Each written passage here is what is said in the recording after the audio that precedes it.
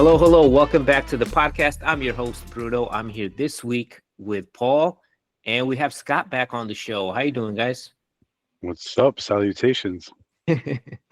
Scott, what's up? You're more facial expressions than you are speaking today. What's up? What do you mean?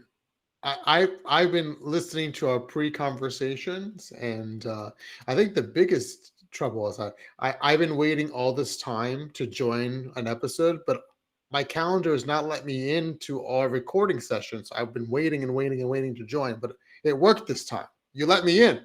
I let you in, yeah. Well, you showed up early, man. Was. I hope that there was a magazine in the waiting room at least. People still read magazines?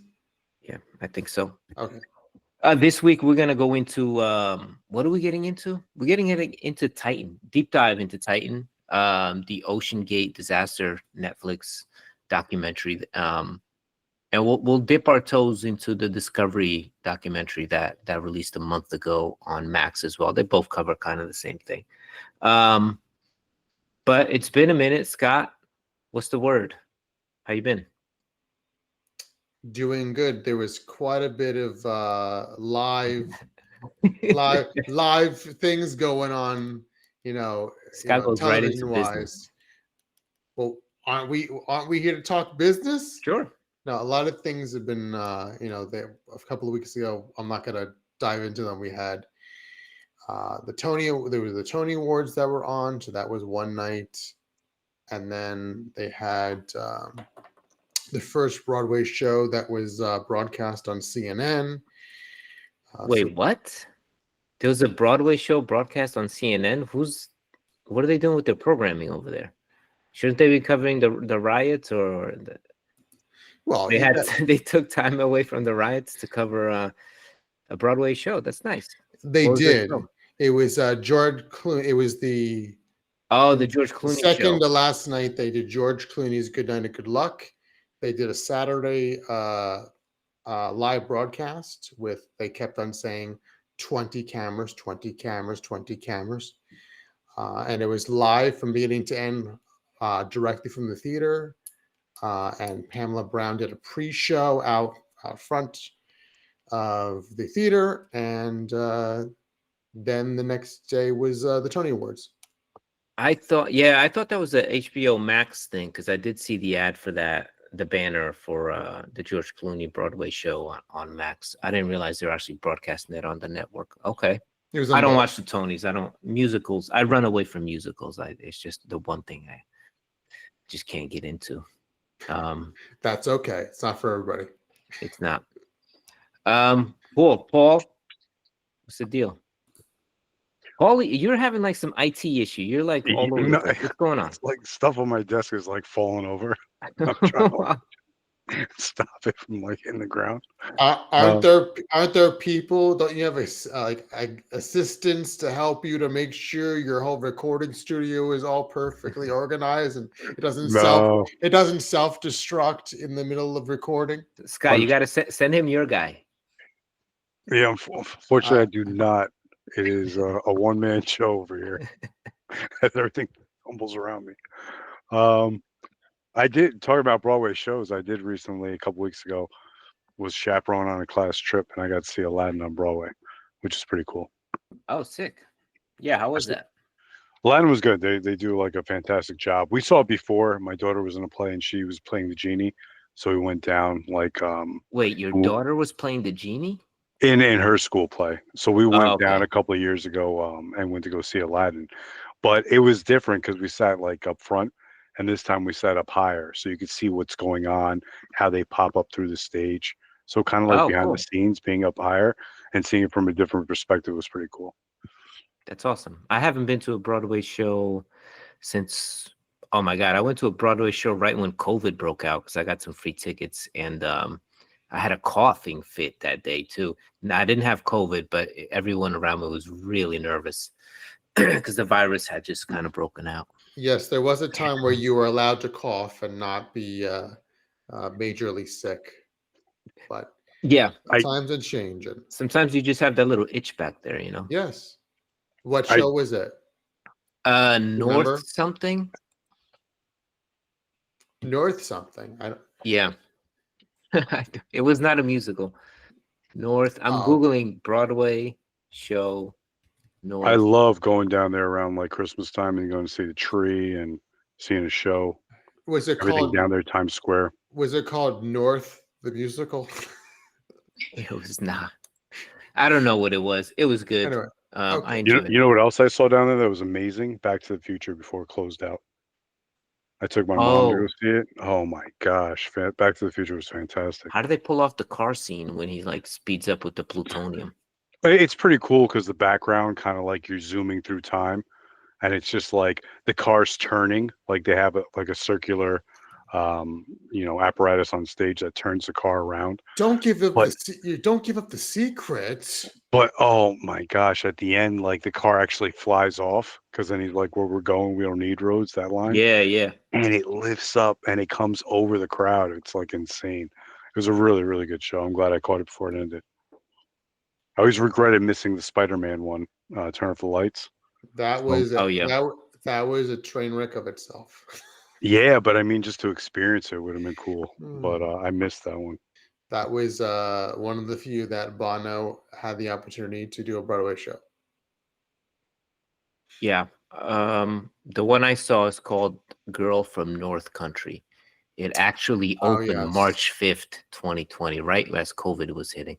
Oh, But it's cool. It was good. I want to go see Stranger Things. That's a They play have- too? Yeah, they have the yes. Broadway show Stranger Things now. It looks really good. No, it doesn't. Come on. That can't be good. I'm Mm. telling you, man, what they pull off in Broadway. I saw The Lion King down there too. What they pull off is like You just pretty. watch all the Netflix and Disney stuff on Broadway. Yeah, yeah. I mean, that's like I'm not gonna go. The other one I want to see is with the Mormons, but Oh, Did you yeah. see? What about? yeah, Have you seen the? I haven't seen it, but what about the Harry Potter Broadway show? that's another one that I heard is I know you're fantastic. missing. Yeah, there's all these franchises. You need to go see They're, their shows. the way they pull it off is just like I don't know. I don't know. It's pretty amazing. Yeah, it's cool. I think I did see the Spider-Man one. You saw it? Turn off I the think lights so. or Yeah, I turn think off the dark, so. whatever. Yeah, I don't remember much about it. Yeah, it was kind of goofy, but it was cool because Spider-Man kind of, there's more than one character playing Spider-Man. That's how they like, create like the sense of speed and him being everywhere. But he's flying, all over the theater, like literally like above you. And I was like sitting up, and he was like above me, like almost in our section. It's entertaining. I have no idea what the story was about. It was just him about beating up the bad guys, basically. But it was cool. I had a good time. I think Yeah, it's just someone gave me tickets. seeing the visual effects in person. Like you see these movies and these shows, and you see it on the screen, but to see it live in person and see how they pull it off, it's pretty phenomenal. Yeah. I hope we haven't lost our entire audience of non-Broadway loving fans. But I doubt it, man. Come on. speaking of flying, did you see that How to Train a Dragon made $198 million globally? And I think Paul, you said you saw it. Yes. So How to Train Your Dragon, 200 mil, and Lilo and Stitch Wow. just hit 850 mil, That's true. Yes. and God, Mission Impossible sitting at 500 mil. it's a lot of money, and we're only like middle of June. Yeah, and I mean now like Lilo and Stitch is probably gonna start phasing out, but I was really content with Lilo and Stitch. I couldn't believe how much I enjoyed How to Train Your Dragon. I saw the cartoon obviously like a while back and has a lot of heart. This one captured the heart and it captured the like the danger. That's what I felt too. Like when he was first flying and learning how to control the dragon and falling through the air. It Yeah. was just I think it was really well done. The graphics, the CGI, you couldn't really tell screen. It was just really, really well done. Yeah. So it's not. Is this like a CGI movie or is it acted? It kind of blurs the lines for me a little bit in the trailer. Well, it's live actors. They actually got Gerard Butler back to do the actual his actual voice part in the animation. So he came back as his father. The director who directed this movie and the cartoon Lilo and Stitch, he came back and directed this live action version. So that's why it's like, it's basically beat for beat, except Mm-hmm. the live action's a bit longer. The live action was a little over 2 hours. The animation was like an hour 40. They added a little depth to some of the side characters that, just gave a little more volume in the story. But it was beautiful to watch. Like it hit all the main beats. It kept a lot of heart. Um, and it was just, I couldn't believe off the final scene what they pulled off. It was really great, really great. I've never seen any of these movies. How to Train I, Your Dragon? It's I good. don't. It's fun. It's fun. It's a fun They story. made 3 of them, right? Yeah, and they had like, they made 3 movies. It had a really really good finale.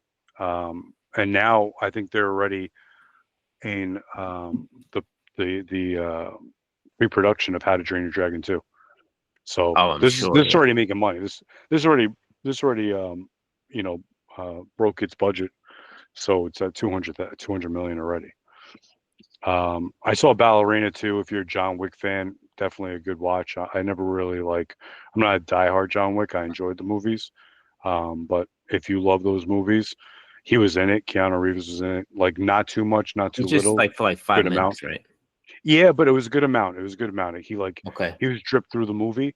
But it's not my cup of tea. I thought it was good. Like I enjoyed it, but I'm not like a diehard for it. And I finally did get to see. Hold up. How was Ballerina?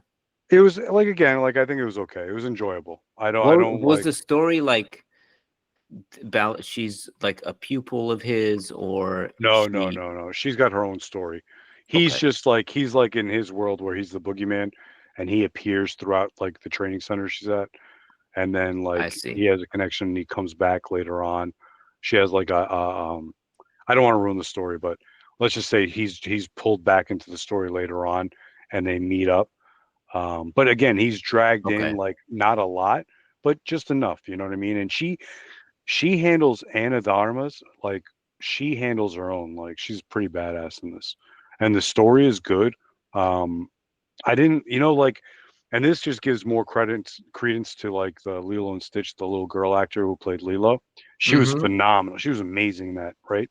The girl actress in this that played like the young ballerina or whatever, she was not like I didn't particularly like. I don't want to Trash. talk bad about a child actor, but I Yeah, didn't. yeah. She was not good. Oh, But that's yeah, like I unfortunate. said, if you're a John Wick fan, like you gotta see this. And Yeah, if it's not like it's like whatever. I'm behind on the John Wick um bandwagon. Like I want to get into that series. I haven't had a chance for some reason, but I am gonna make some time to watch um all 3 movies. I don't know 4. why I haven't gotten into 4. Jesus Yeah, I Christ. think he did Okay. 4. Yeah, and he's coming out with another one too. It's Is making money. he? Yeah, Keanu I know it's Renaissance. making money, but it was like it's also considered like, it's a respected good action series. Um I just kind of missed it. Scott, where are you on the John Wick franchise? I can guarantee I'm further behind than you are. Okay. I thought So so, but so behind, I don't even know where to start. I think they're all on Max, right? Or they were at some point. Probably. Okay. I have 0 interest in Ballerina, but maybe that'll change if I watch one or 2 of the John Wick movies. She's good. She holds her own. She's a good actress. The one I I was feel really like excited. I feel like she's just not that she's bad and everything. She just makes bad movies all around. Yeah, I I'm not mean, sure what happened with her. for her to grab the lead role in this one, and this was a big spinoff for the John Wick series. It's a good job for her to nail. I mean, this was good for her. Yeah. It looks like the John Wick movies are on Peacock. Oh, Peacock. really? Peacock? Peacock. Oh, that's unfortunate. Yeah, her past movies were Eden. Okay, never heard of that. Ghosted. That movie looked trash. Blonde. The Gray Man. Deep Water. Like, okay, she was in No Time to Die. She was in The Night Clerk. Sergio, I don't know what that is. She was in Knives Out. Okay, she had a small part. Oh, She yeah, that's right. She was Knives Out. and yeah, she's just been in. She She was in. played Marilyn Monroe too, I think, in one movie. Yeah, Oh, she did.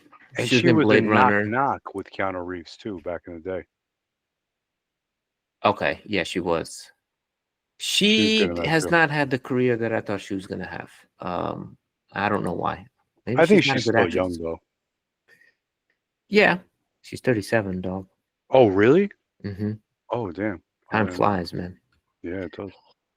I watched Echo Valley, just because Pedro happened to like shout it out, and I wasn't doing anything, and I was like, let me check this out. See, what is this? It's an Apple TV movie, starring Julianne Moore and Sydney Sweeney. I recommend this movie. It's interesting. So I only saw the trailer. I started watching the trailer when he mentioned the movie, and I got about halfway and I stopped watching the trailer because I was kind of into the movie and I didn't want it to get spoiled any further. But as far as I got into it, Julianne Moore's character lives alone. She's a divorced mom. Sydney Sweeney plays her daughter. She comes home crying one night and she says she got into an argument with her boyfriend and hit him with a rock accidentally and he died. And now they're like, what do we do with the body? And that's kind of like as far as I got with the trailer. It's a good movie. It's like a bit of a thriller, and it has like twist after twist and a nice ending as well, with another kind of, not a twist but a reveal of how it all happened. That's all kind of I want to say. It takes place in like Echo Valley, which I was like, where is Echo Valley? It's in Pennsylvania somewhere. It's like farmland, so there's not a lot of stuff going on. It's just like day shots, night shots, and creepy shots. But it's pretty damn good for like a sleeper made for TV kind of movie. It would have been in theaters like 20 years ago for sure. And again, like you probably won't remember the movie too long after watching it, but I definitely recommend it. My wife and I watched it. We both liked it. She's like the it actress right now. She's like, I just saw her about a month ago in Anyone But You. I think that's on Netflix right now. Mm-hmm. With Glenn Powell. Yes. And I know there's two big reasons why she's super popular. Yes. But she's pretty good. I watched her in a couple things and I like her. She's a pretty good actress. Yeah, she's great. She's okay in this, but Julianne Moore's obviously she's great in everything. And it really touches on like the relationship between parents and kids and what parents are willing to do for their kids, and sort of has a different perspective on the twist on that. So I recommend Echo Valley. It's on Apple TV Plus. If you have it, check it out. She was in Scott's favorite movie, Madam Web, right? Where's Scott? That was your Madam Web. Madam Web. That was like one of the ones you were hyping up that you liked a lot. I don't even remember. Scott, what's up, man? What have you caught this week other than the Tonys and CNN? Madam Web. I had to look that up. No. Sarcasm. Five Scott thumbs up or something like that. I lost my thumbs for this one. Lost my thumbs. No, I've been doing my regular routine, watching my Gordon Ramsay shows. That's been keeping me busy. Oh no, you watch that stuff? Based on your tone, maybe it's not. Maybe I'm just getting the slightest feeling that you're not a fan. No, I'm not a fan. Oh, okay. I got a sense. I don't really follow reality TV is not my thing. The only one that will hook me is 90 Day Fiance. The other way. Well, that's not Once in a blue. That's not exactly better. No, it's trash TV, 100%. I don't call it trash. I call it, as they used to say on Disney's One Saturday Morning, illuminating television. You learn something. It's illuminating. Well, do you learn? I don't know. The characters on there never learn because they're back season after season looking for new love. You learn what not to do. Perhaps. Scott, you had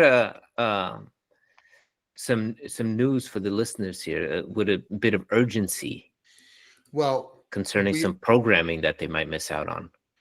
Well, I would say if we had a breaking news stinger, I this is was where just you about to say that. where you insert it, but we don't have that budget for royalty-free music, so we'll skip that part. All right, if we're going to that real cheap stuff from the 1940s, go ahead.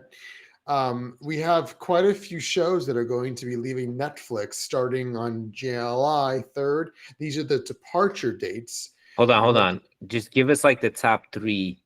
Just give us the best stuff. You know what? You're gonna start with like You know what? July 16th. I felt like I was gone for long to remember that you don't interrupt me. I was only going to give you the top 3, but me doing a segment does never start without an interruption. But anyway, because I know it's coming. All right. oh, It's but you know what? You never wait for it to follow through. You Fair never enough. wait. Fair enough. All right, Anyway, go ahead. Here are the top 25. No, I'm just kidding. Here are 3 shows in particular from Warner Brothers that are going to be leaving Netflix. These will sound quite familiar. Insecure from seasons 1 through 5. This was an HBO show. It's going to be leaving Netflix on July 3rd. The movie Going Clear, Scientology and the Prisons of Belief, which goes all the way back to 2015. Going Clear. Yes, it's about the religion of Scientology. That leaves Netflix on July 5th, and Ballers.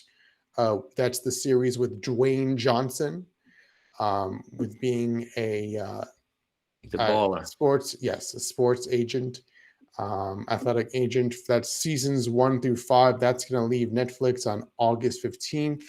And then, of course, there are 3 other shows that are specifically from Disney.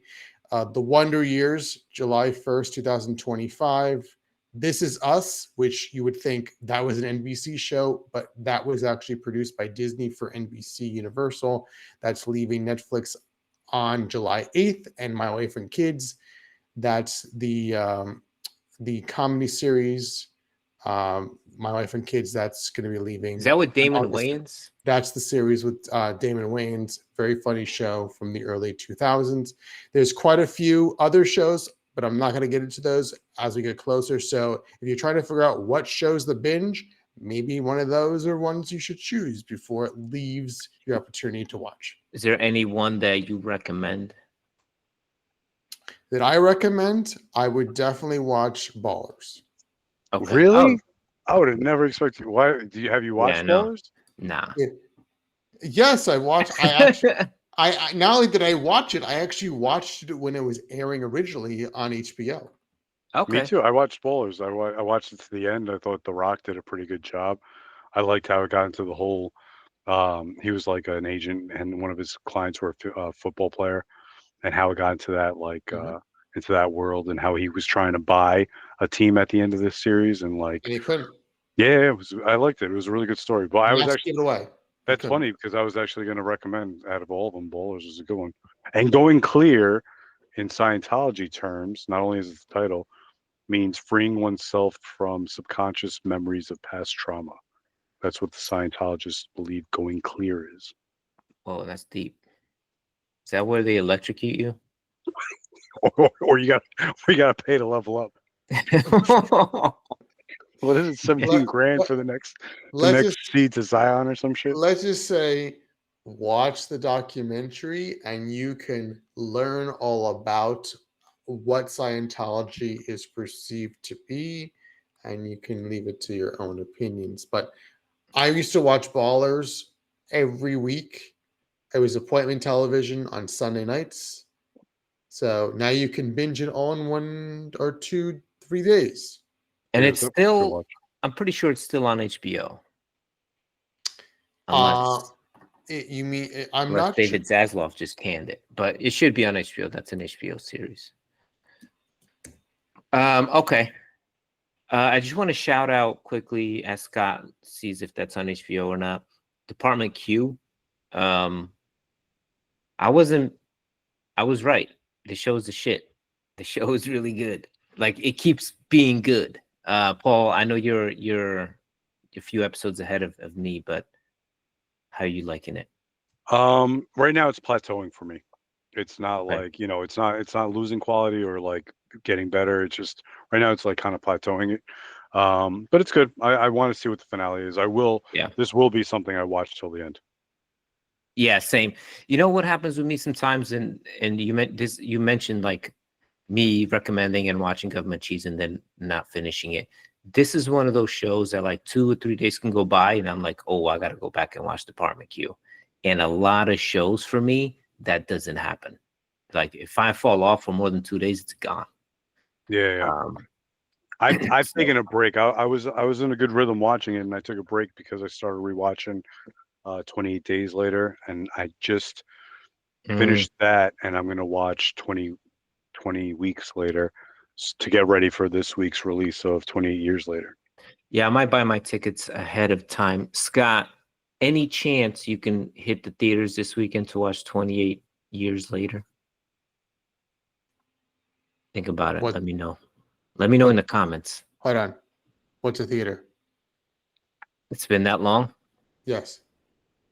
You should go, man. I love It's, going to the theater solo. It's not and like when you're in there, you're talking to anybody anyway. I, I enjoy going to the movies by myself. I always have. I was definitely thinking about that the other day. What was the last movie I saw in a theater, which is probably 6 years ago? I don't even remember. Damn, 6 years ago? Yes. Crazy. The 6 years chairs ago. recline now. You You heard? know what? That's funny. That's funny. They did recline then. Oh, okay. They did recline then. Well, they have. Damn, 6 years. That's crazy. Yeah, that's a while. That's The, like phase 2 of Marvel. That's how far back it was. since then, there's quite a few theaters that have closed. Yeah, that's true. Yeah, there's plenty of theaters. There's actually a new theater opening up on the Upper West Side here, which I'm excited about. No date as to when that might happen, though. But Okay. that's going to be a good release. 28 years later, it's been well anticipated. It's hyped up. Yeah. I'm looking forward to it. I like the first two. The first one was like ahead of its game. It was an amazing movie. 28 Days Later. So I'm like, and I'm on kind of like a horror kick. I did get a chance to watch Bring Her Back. The Okay. same directors, those twin brothers that did Talk to Me. Yeah. I gotta say, I think Pedro talked about this in his summer release. Yeah. It came up. I liked Talk to Me a lot better. This was different. It's not like, I'm glad that they did something different compared to their first movie. It shows that they have range and they're not one hit wonders. It was good. Okay. It just wasn't in my ballpark. It had a lot of like one of those like cringe moments, like of like this like physical harm. Not like, not horror porn, but like just self-infliction of harm, and like that Oh, okay. it made Yeah, you that's kind of tough to cringe watch. and queasy. It was kind of hard to watch. Not a lot. It was like a couple instances. The movie itself, though, I definitely love the storyline of Talk to Me better than this, but it was not bad. Not bad at all. For a sophomore hit, I think they did a good job. These two twin brothers, man, they're nuts. They're like, you got to watch an interview with them too. They love what they're doing, and they're just bananas. They got so much energy. All right, we'll do. Maybe I'll watch Talk to Me, because I know that's streaming. The other one I might have to skip until it hits.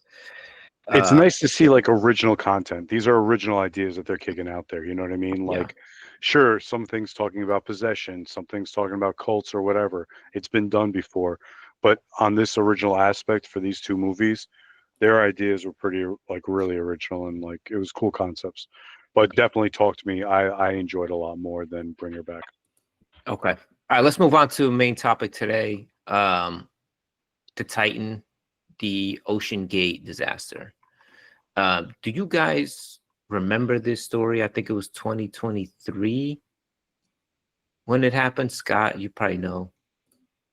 Yes, the OceanGate catastrophe did happen in 2023. Yeah, so this was a submersible, which is like a mini submarine that used to take or took passengers down to see the wreckage of the Titanic, basically. I don't know how far down the Titanic is, but it's pretty far. So like it's a major achievement to have a commercial, submarine take folks down there. Ultimately, on one of the trips down, the submersible imploded on itself, killing the founder of the company who was also piloting the submersible, and a handful of passengers, one of which was a teenage kid. I think the passenger count was probably like 5 people. It's a very tiny submarine. And if you remember, initially the submarine was missing for several days. Given the depth of where it disappeared, it took a while for them to actually go down there and find it. Ultimately, they did find the wreckage using like some robots or something. Don't quote me on that. It could have been a bigger submarine, but they found the wreckage, and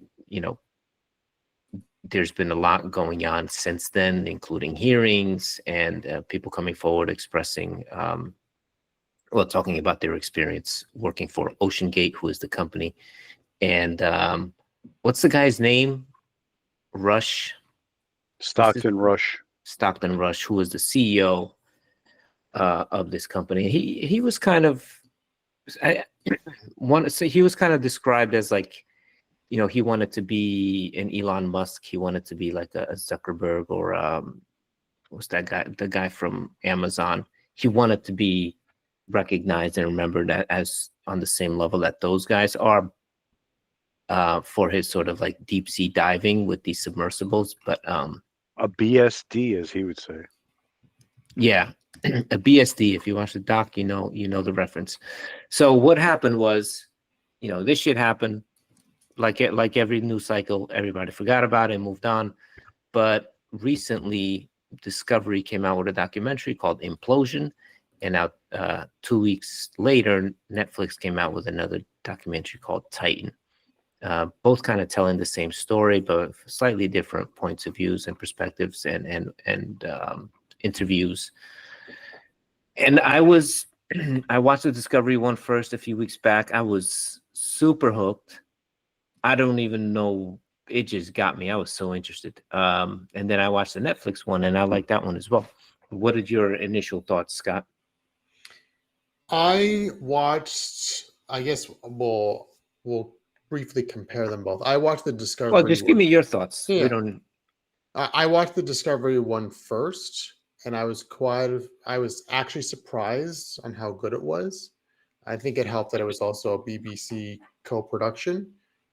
That Discovery was also involved, and they really focused on the inquiry for the United States Coast Guard, which I thought was fascinating. There was a lot of things I didn't know, such as that it kept on that they built it with carbon fiber materials, and how.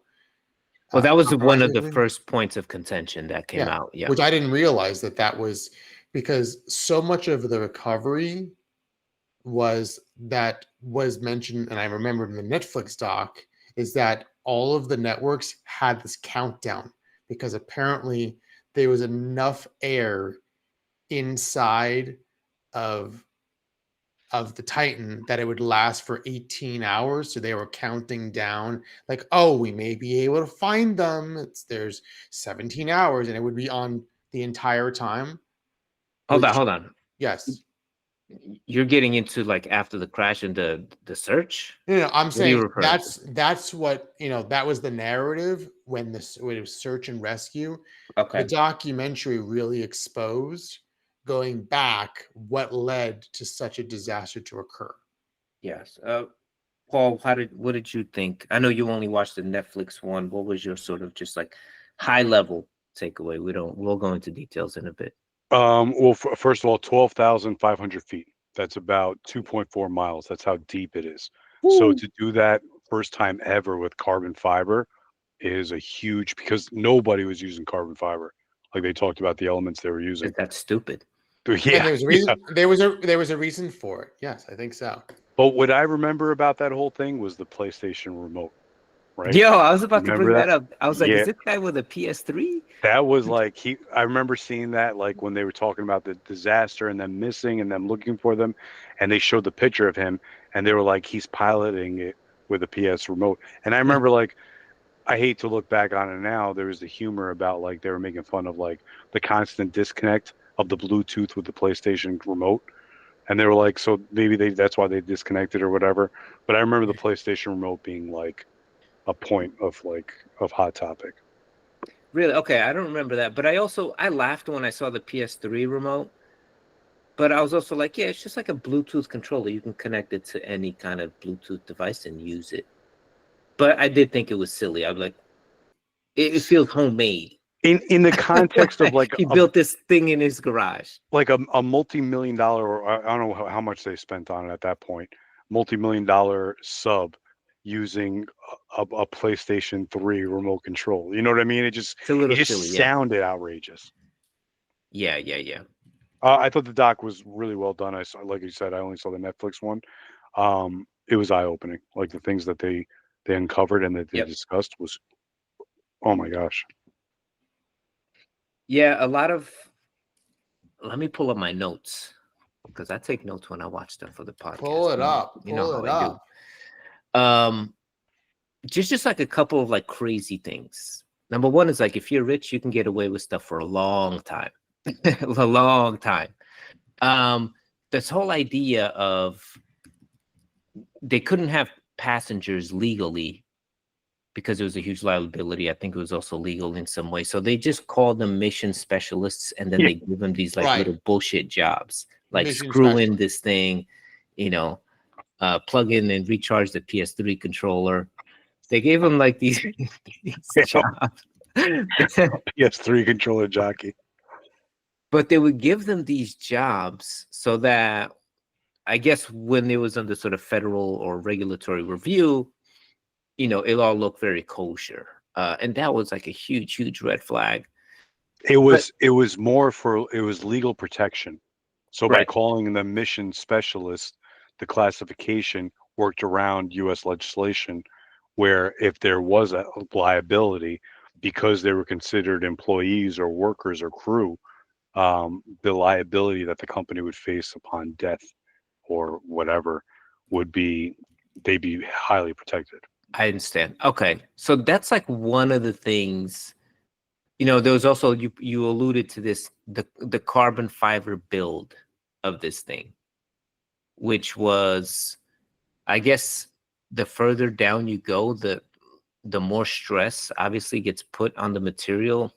I'm not sure if they actually explained like why, and correct me or update me if I missed it, why they went with carbon fiber and what were the alternatives to carbon fiber. I think it all came down to cost because they would be able to make more of them.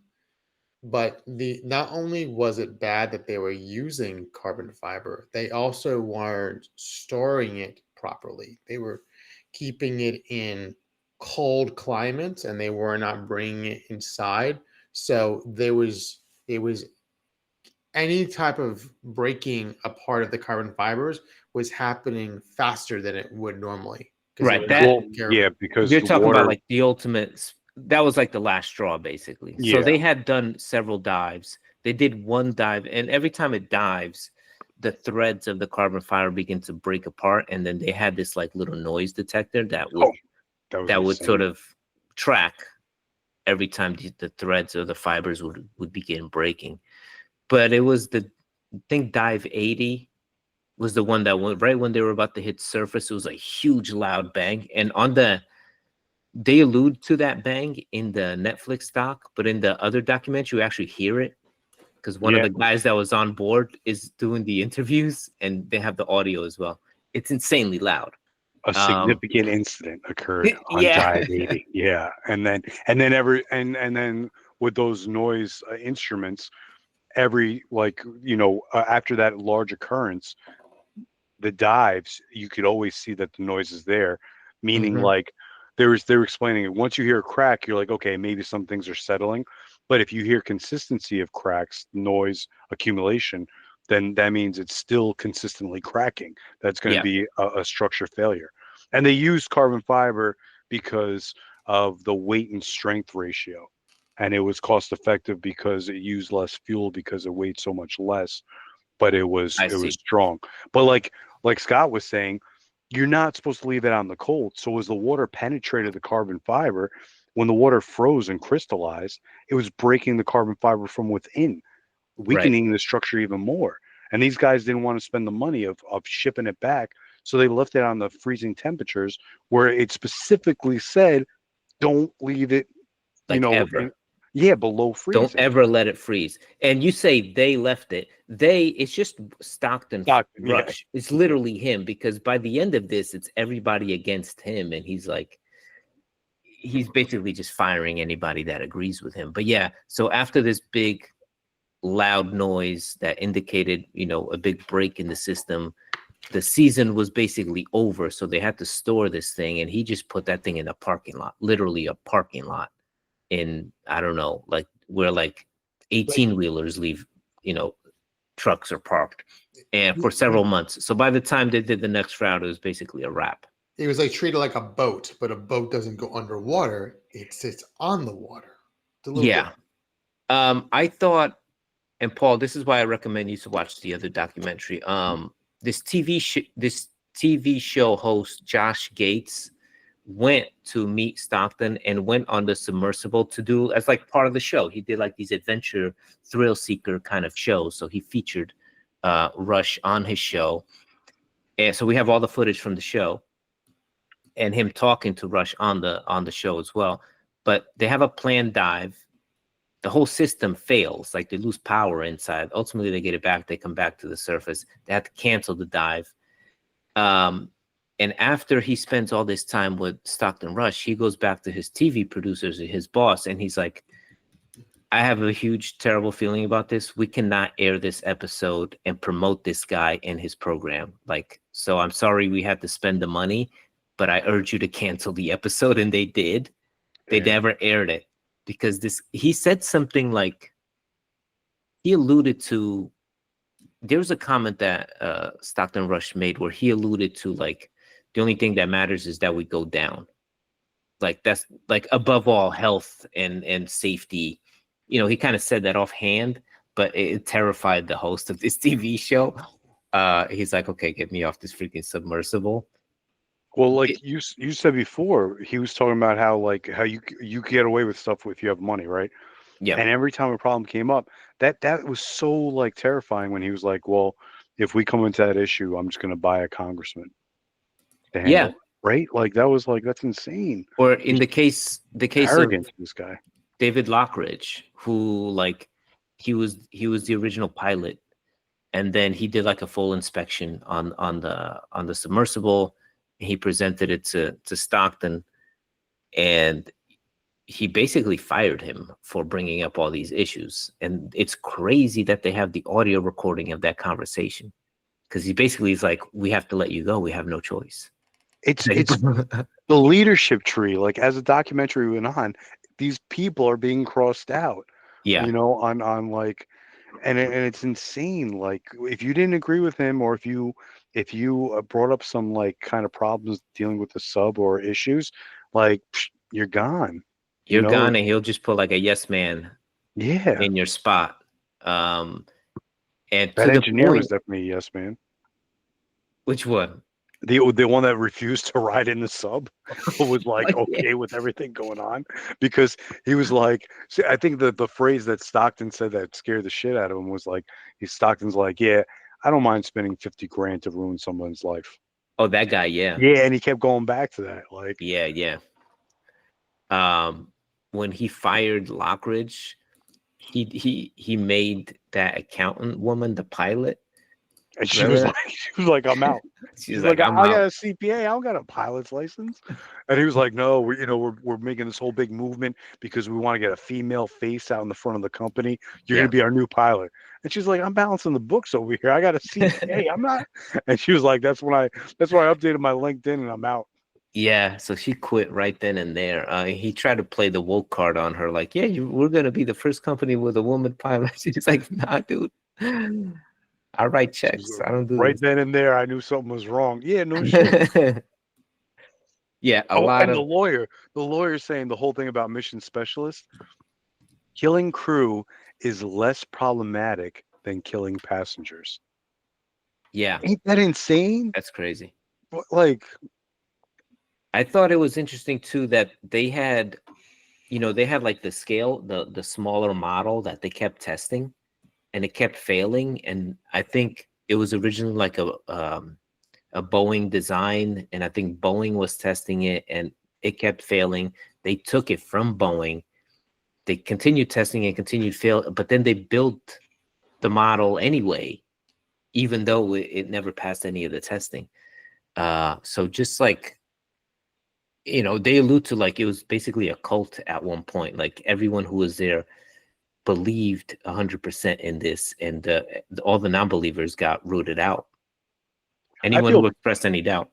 I feel bad for like a lot of the people, like, especially the people who passed away, obviously.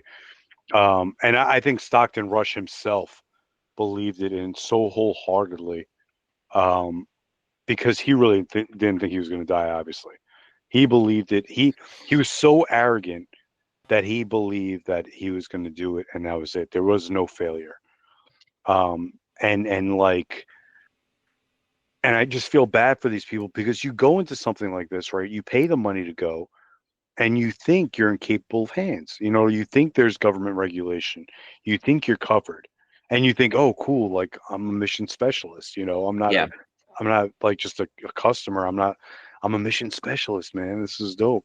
And it's like not knowing, like it's just to fucking cover their asses. it's like going on a roller coaster at like the county fair that comes to your town. Like it might not end well, bro. You might be the one ride that just like goes off the rails. And they're like, yo, no, just sign this, man. You're gonna be like a ride operator for a day. Isn't that dope? Like, Oh, and they literally like make you sign your life away to. They death showed, death in the contract is listed, I think, like 12 times. It said. yeah, The in the contract it specifically talks about the Titan as a experimental submersible. I myself would rather have them get past the experimental part and maybe we'll talk about it. But many of the people that did it were adventure seekers.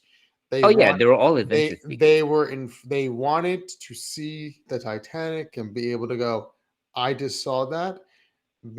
Beyond that tunnel vision to any of the specifics, but you would think that a company would create such a vehicle, and if they say they're doing everything possible, they're doing all these checks, that they would be, since it would be truthful. Because David, the way I've learned about the Titan and OceanGate is that David Pogue from Sunday Morning did an entire story where he interviewed Stockman Rush, and he was even convinced himself that they have like he would say any three things they would find wrong, they would suspend and cancel the mission. And David Pogue actually went in the submersible, and each time it got scratched every mission there Yeah. was. They Well, had to that go back up. YouTuber, there was a YouTuber that got invited to go on. He was literally waiting to go on. They dove in. Ultimately, it was too foggy or whatever, so they canceled it. And then the next trip was the one that imploded. Yeah. He was in that Netflix documentary. There was one guy on the Discovery doc that was like, I was gonna go on that thing no matter what. He went on the one right before it imploded. And he's like, yeah, I would do it again. But he was like one of those, wealthy thrill seekers. How much was a ticket for this thing? Do we know? I don't know if that was ever publicly announced. I thought it was like 200 grand or something. Um, yeah, I don't know how much it was, but I assume it's for Yeah, 250 a person. Mhm. $250,000 a person. okay. And there Yeah. wasn't even a real bathroom. No. And you know what really killed it? The guy said it well, because they actually succeeded in one of their earlier voyages and they made it to the Titanic. He Yeah. took it as proof of concept. Yes, we can go down. But it was just because the carbon fiber was still stable. You know what I Yeah. mean? It hadn't had that stress fracture from the pressure. It hadn't had an incident, like, and then once it had an incident and it was weakened, and they didn't listen to the guy telling them take the insert out. Let's find out where the crack is, how deep the crack is, and like redo it. And they had all those failures. And you could see him when they were working with Boeing and they were doing those sample tests and they were having those failures where it would crack under the pressure. He Yeah. was gritting through his teeth because he was so pissed off at the failure, and he was just like, Oh, "Oh, it's just yeah. another learning lesson." But he was so pissed off. Imagine a guy like that with power and money and influence, and like you telling him he's doing something wrong, and he can't achieve his dream. Like, I I think it doesn't necessarily come down to that he had money. He was not completely using all his money. It came down to that he had investors, and if they Right. brought up anything specific that was wrong, then that would compromise everything to do with them continuing to do all the dives. They wanted to keep on doing it because that led to the press, that led to the positive feedback and response of people being interested. If people found out that all the stuff they know now and now it makes sense that what happened. but they also had generational wealth. His wife, who was like command control or whatever, they had family ties all the way back to the signing of the Declaration of Independence or something, right? Yeah. You Yeah. know, They were like isn't that Princeton nuts? grads. Yeah, they were very, very rich. He was also incredibly smart. But I think No, he had not that smart. Did you see his grades from Princeton? no. He had like D's and F's and like C's. He he- wasn't like he graduated, but it was like the guy He was like he didn't understand basic concepts of some engineering with like submersibles. he was maybe he wasn't classroom smart, Oh, but business savvy. but he was business savvy and able to be convincing enough Yeah, to make people want to surround him, to make the concept that he wanted to become a reality of his own possible and I happen. think I definitely believe that. Yeah. the again, the other documentary certainly hints at the financial responsibility that he had from the investors and the amount of pressure that he had for this thing to be a success for the investors and for his own reputation, because like he was on TV constantly promoting this thing, so he needed this thing to succeed. That's part of why he was ultimately either just thoughtless, careless, or blind to the fact that this thing was actually very, very problematic. I believe you're mentioning, I think you're referring to the Discovery documentary Mhm. version, that it really focuses on the business side of it. And also, they interviewed quite a few people, more people. They had more original footage than what was in the Netflix film because they really focused on those depth, those hearings, The and sound, yeah, they they had a lot used a more lot of that. footage of the actual submersible down there and all those cracks. They actually had the footage, the haunting foot. It's not that haunting, but it's just crazy to see it now of Rush's wife when she hears the implosion. They have footage of that. She doesn't. They don't know it's in the No. thing imploded, but they're like, "Oh, did you guys hear that? What was that?" And that was basically the last they heard of from these guys. That was Um, chilling too in the interview. It was well done where they were like they were interviewing Rush and he was like, "Yeah, we're basically building this thing to be indestructible." And they were yeah, like, "Isn't that the same thing they said about the Titanic?" And right, ironic right, that's who right. Yeah, that was a chilling one. So wait, they eventually found it though, right? And they yeah, they pulled it got up. down there. They Yeah. pulled up the It because was I know they lost contact with it for a while too. Oh, in you mean did they find the? The wreckage of the sub, the They Titan. did, yeah. Okay. what they did show in the Discovery documentary version is that I believe it was Kelly Steele.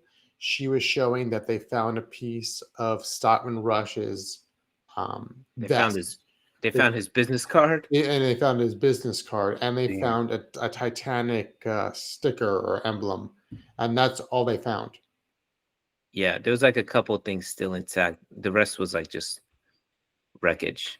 But yeah, ironically, they found his business card, a pen of his, and like some OceanGate stickers that he had in his pocket. I don't Because know. I imagine that everything else, like the whatever organic material, like the body or whatever, would just be obliterated. It would just with the think pure so. pressure, it would just be destroyed. Everything, even like most of the materials from their clothing and everything, it just combusted. I don't know what the right term for that is. That's But yeah. crazy.